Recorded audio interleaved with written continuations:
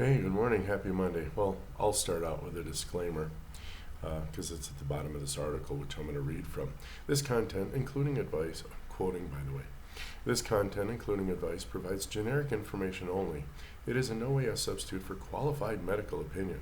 Always consult a specialist or your own doctor for more information. Um, Unquote. And then, of course, this website, NDTV, does not claim responsibility for this information. Okay. Well, let's go through this. It says cholesterol, 7 best diets to lower cholesterol. Let's go through each one. I'm familiar with most of them. So the DASH diet, I did that one. That's where you eat several meals a day, whole grains, yada, yada, yada. It will reduce your hypertension in the short term because you will lose a lot of water by eating this diet, but as a long-term solution, it's no good. Mediterranean diet. Now that I can put up with, but it depends on which Mediterranean diet. Is it the North African? Is it the Southern Spain, Southern France, Italian, Greek, Cretan, and even Israel borders the Mediterranean. So let me let you know what I do know from some Greeks. I have a Greek friend, and she eats plenty of red meat in the form of lamb and goats, and they eat a crap ton of eggs, okay? So if you're going to do Mediterranean, out of these that I've seen, I think that's the best one for you. That's kind of sort of what I do, minus a lot of fruit and veg, okay? So vegetarian diet, right, fine, as long as you're eating, now they claim in here the full fat is unhealthy, which I disagree with, but who am I? Just some dude in the internet. So the vegetarian diet include a lot of eggs, and you should probably be okay, and cheese. Really, if you have a problem eating meat, then at least do a lot of eggs and cheese. You're allowed. Vegan diet, I'm not even going to go there. That's not even a proper human diet, in my opinion. Flexitarian. This claims that it's actually the only non-trending diet. It essentially says to go ahead and, primarily a vegetarian diet. However, you can eat portions of meat, blah, blah, blah. Okay, food pyramid. Go ahead, do that. That's a flex diet. Yay. The TLC diet. Now, I haven't looked into this one.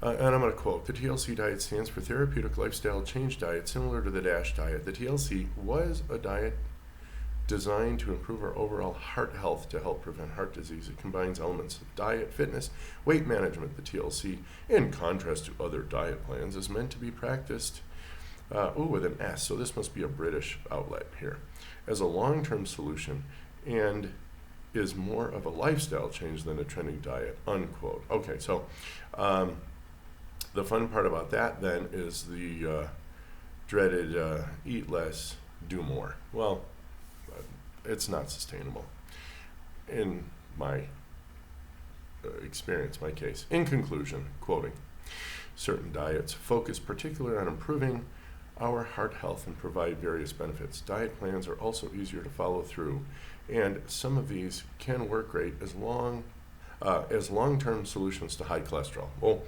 there's your first problem, and I'm going to go ahead and... Your first problem is, what is cholesterol? Do you even know what it is? Yeah, it's a sticky substance. It's actually encapsulated in a little lipoprotein shell. So what you're actually reading when you read quote-unquote cholesterol is that lipoprotein shell, or the amount of them in your body. Here's what I've known to be best for me. My LDL is up there. It's low density, which means my body is pushing out plenty of cholesterol. Your brain needs cholesterol. Of course, if you don't push out a lot of it, you're not pushing a lot of cholesterol in your brain. And if you don't eat cholesterol, your body will make it. So there's no way you're going to reduce cholesterol, so to speak. And then as that LDL particle distributes its payload, it becomes an HDL particle, which is uptaken by the liver. And those should be high. You should want high HDL.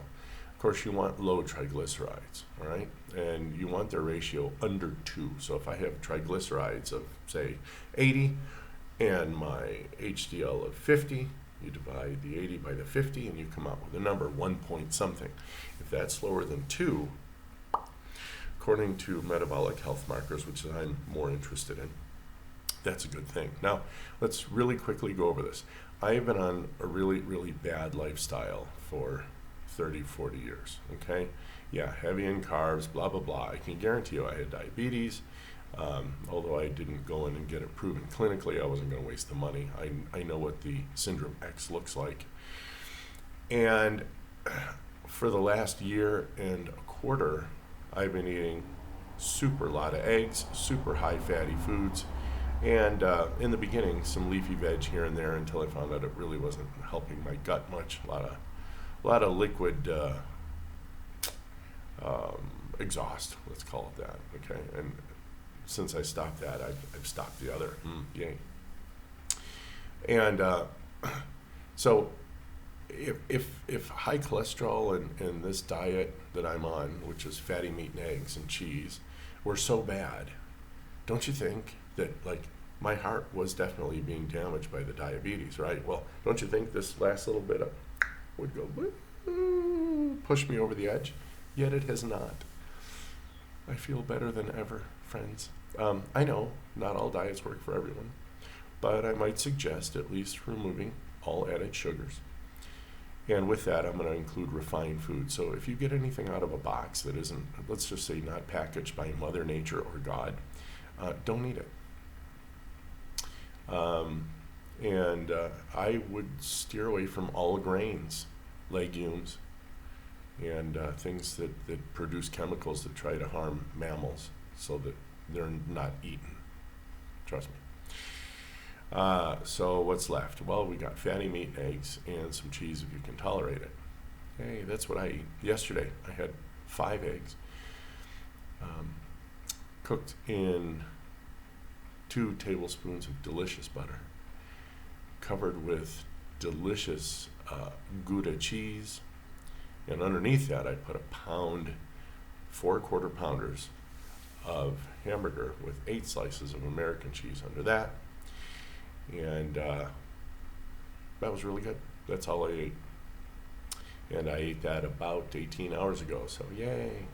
I'm already 18 hours into my next fast, and we'll eat today about 2 o'clock, and that'll be a nice OMAD day. So there you go. Yeah, there are several diets out there. Why don't you just pick the proper human diet and just not deal with it? Eat fatty meat and eggs, a little bit of cheese if you can handle it. Get rid of sugars, grains, legumes. If you want to eat a little bit of veg, eat leafy greens, maybe some green beans, radishes, cucumbers are fine. Broccoli, cauliflower. I mean, if you can, spinach, if you can put that down, and just the rest you eat until you're stuffed. Literally, I mean, until I'm just like I can't eat anymore. I'm full, and that's it. And I'm full, and then I don't eat again until I'm hungry. So I'm never hungry, and when I am hungry, I get to eat until I'm stuffed, and that's about once a day. So take it or leave it. And you guys have a great Monday, and be careful out there. Just again, just some guy on the internet. Talk with your doctor, talk with your nutritionist, and I hope they're as thin as I am and have my blood work. If not, you might consider finding doctors and or nutritionists who look like you want to look and have the blood work you want to have. Hey, you asked me. You asked me my blood work. Here it is. I'm not ashamed. Completely transparent. Be well, guys. Bye.